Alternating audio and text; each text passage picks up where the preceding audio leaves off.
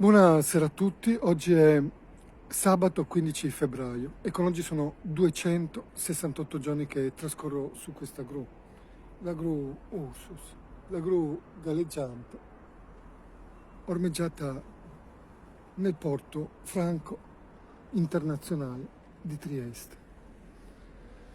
Ecco, oggi vorrei chiarire una cosa, secondo me molto importante. Molti pensano che io, o credono, magari anche con una certa ragione, che io possa essere ehm, particolarmente arrabbiato con questo sindaco, oppure magari odiarlo. Ecco, magari arrabbiato sì, odiarlo è una parola per me un po' troppo forte. Faccio fatica veramente a odiare qualcuno. Soprattutto questo sindaco e tutto il suo entourage, il suo apparato istituzionale fatto di assessori, di consiglieri, ma anche sappiamo, i suoi giornalisti, sostenitori o odiatori, che dir si voglia. Insomma, nonostante questo sindaco si sia comportato come si sta comportando, e verso il quale veramente si fa fatica a trovare delle espressioni per descrivere proprio questo livello di disumanità, ma di inciviltà soprattutto, di mancanza completamente, mancanza totale di scrupoli, di etica, di morale, di cultura, no? E tutto questo disfacimento, trovarlo concentrato proprio in una persona, è veramente difficile. Come si fa? Qua si va oltre, no? L'odio, questa gente fa veramente pena, per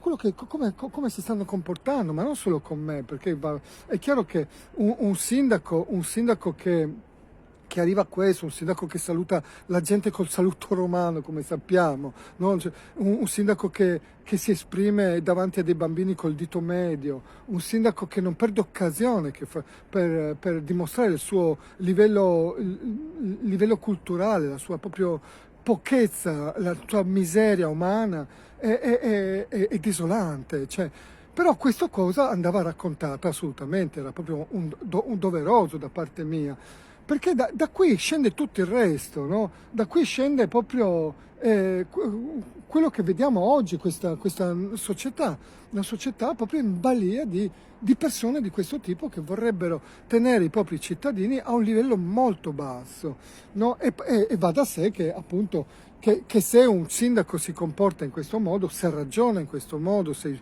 il suo livello proprio umano e culturale è così basso, non c'è da stupirsi che poi ci sia un essere umano da 9 mesi su una gru, che una persona pacifica che sta semplicemente rivendicando i suoi diritti e vorrebbe riportare ai suoi doveri e ai suoi impegni questo sindaco che invece non trova altri rimedi che appunto nascondersi dietro appunto questo sciame di odiatori che non ha fatto altro che insultare, calunniare e incitare all'odio e al suicidio il sottoscritto e la gente di questa città. È terrificante.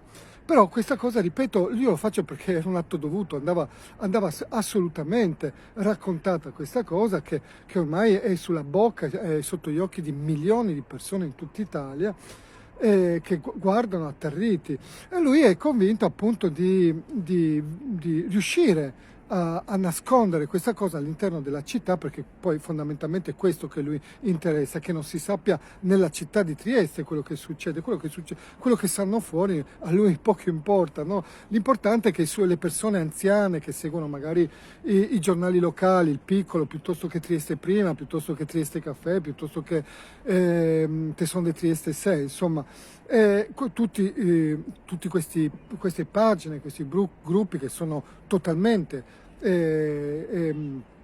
controllati da questo sindaco, che seguono la sua linea politica e culturale, e chiaramente lui si sente protetto da questo, no? E pensa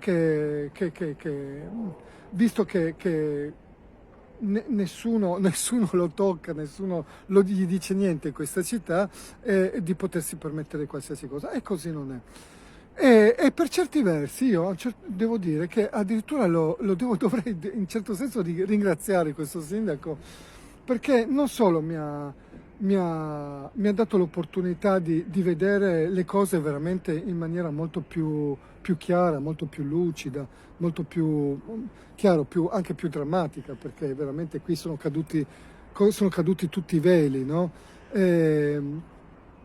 Ma mi ha anche permesso di conoscere un sacco di gente bellissima, straordinaria, e, e- e questo sindaco non si rende neanche conto tutto sommato, involontariamente, è chiaro, che ha fatto su di me un lavoro straordinario.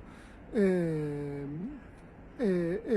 non sono mai stato così, sono attaccato alla vita, innamorato della vita come lo sono oggi, cioè lo sono sempre stato, ma oggi più che mai, proprio dopo questa esperienza pazzesca, perché questa esperienza dell'Ursus è veramente una prova di resistenza, non solo fisica, ma anche mentale. Eh, che non sospettavo, insomma, mi ha fatto conoscere delle parti di me che non conoscevo, una forza che neanche immaginavo, e quindi per certi versi dovrei anche ringraziarlo, e poi ripeto, mi ha fatto conoscere delle persone, involontariamente sempre, che per me care, veramente preziose, e che non vorrei mai perdere in tutta la mia vita. Ecco, e che mi ha regalato veramente il bene più prezioso, no? L'amore di alcune persone a cui tengo veramente tanto. Buona serata a tutti.